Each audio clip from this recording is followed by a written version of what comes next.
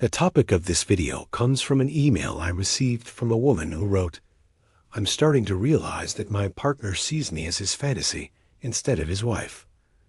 How do I fix it?" And while that may sound like a bizarre question at first, how do I fix it? It is really an extraordinarily deep one when you think about it, because it touches on so many other questions, like what is reality? What does it mean to be human? What does it mean to love someone? And what does it mean for someone to see you as their fantasy? Because if we don't know what fantasies are, or more importantly, where they come from, then how can we ever hope to meet them, or be met by them? So here's a rare look into the most common male fantasy, which will also help you understand women better too, as well as yourself. When he sees you as his fantasy, he'll never truly love you, because the fantasy is only real as long as you're unconscious of it. The fantasy becomes a problem when it's made conscious. If you start telling the man about his fantasy, he'll deny it. And if he were honest with himself, he might say that he doesn't want to hear about his own fantasy because he doesn't want to wake up from the dream. The fact is, we all have our own personal dreams, right? These are the things that we secretly want to believe, whether or not we consciously choose to admit it to ourselves. But sometimes it seems as if these personal dreams are no longer our own. Instead, they become part of us, but not quite. They're kind of like this separate entity that lives inside of us, this dark side of ourselves that we don't like to look at. Carl Jung called this the shadow self, and he believed that it was a necessary part of the human psyche. But Jung also taught us that the shadow self contains all of the negative aspects of our personality, including the parts of ourselves that we reject, the parts that we try to deny, and the parts that we don't even want to acknowledge. In some cases, these rejected parts of ourselves become so ingrained that they end up taking on a life of their own. They become projections, meaning that we place them onto someone else and make them a part of that person instead of ourselves.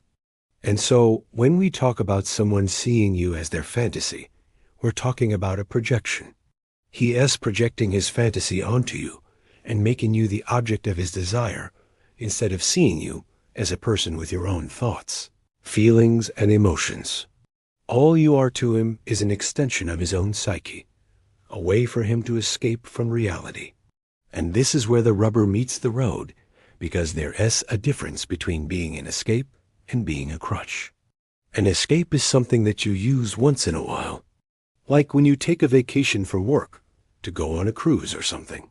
But a crutch is something that you rely on all the time, like when you have a physical disability and you need to use a cane to walk. And so the key to understanding why some men can't love you is to recognize the difference between when a man is using you as an escape versus when he is using you as a crutch. Because an escape is fine, but a crutch is not. In Jungian psychology, he says that the goal of therapy is to make the unconscious conscious.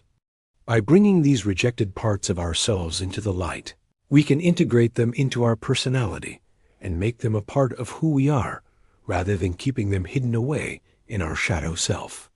And this is the same thing that needs to happen with his fantasy too. It needs to be brought into the light and made conscious. That's the only way for him to truly let go of it. Only then can he stop using you as a crutch and start seeing you as a real person. It's all about ego inflation. This is when we have a very high opinion of ourselves, like we think that we're better than other people, or that we're more important. This is the opposite of deflation, which is when we feel worthless, like we're not good enough, or that we don't deserve anything good in life. Ego inflation is a problem because it makes us arrogant and entitled. We think that we're better than other people and that we deserve special treatment. This is why a man who has an inflated ego can't love you. He doesn't see you as an equal. Instead, he sees you as someone who is there to serve him and make him feel good about himself. So when he's with you, he's not really present or engaged. He's just thinking about himself and what he wants. He doesn't care about your feelings or how you feel about things. All that matters to him is how he feels about himself. And this is where the term narcissist comes from, right? Someone who is so self-absorbed that they can't even begin to consider the needs of others. Their ego is so big that it takes up all the oxygen in the room.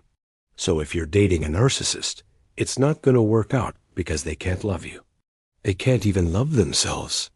You can think of this idea of ego inflation like a balloon, right? A balloon that's being filled up with air. As the balloon gets bigger and bigger, it becomes more and more difficult to control. Eventually, the balloon pops and all the air rushes out, leaving you with nothing but a deflated piece of rubber. That's what happens when someone's ego gets too big. They eventually implode, and all their false persona, all the things that they've been pretending to be, just comes crashing down around them. But the good news is that you can prevent this from happening to yourself by being aware of it and then practicing humility.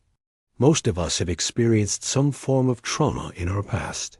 It could be something big like abuse or neglect, or it could be something smaller like being bullied, or just feeling like you never really fit in. But whatever it is, trauma leaves scars, right? It leaves us feeling broken in some way. And when we feel broken, we don't think that we're worthy of love. We think that we're not deserving of happiness.